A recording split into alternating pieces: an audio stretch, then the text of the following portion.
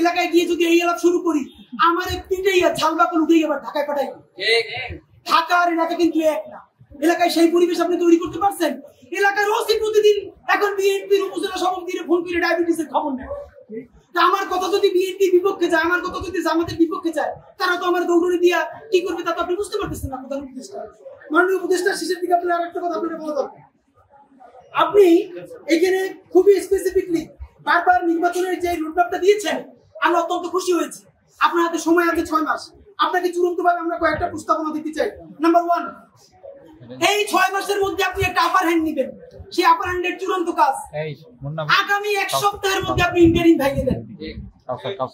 এই ইন্টারিমের অনেক উপদেষ্টা এখন সামনে কেউ বিএনপির, কেউ জামাতের, কেউ এনসিপির মুখপাত্র হইয়া তাদের দলীয় এজেন্ডাগুলো আপনার সামনে রেখে বাস্তবায়ন করবে।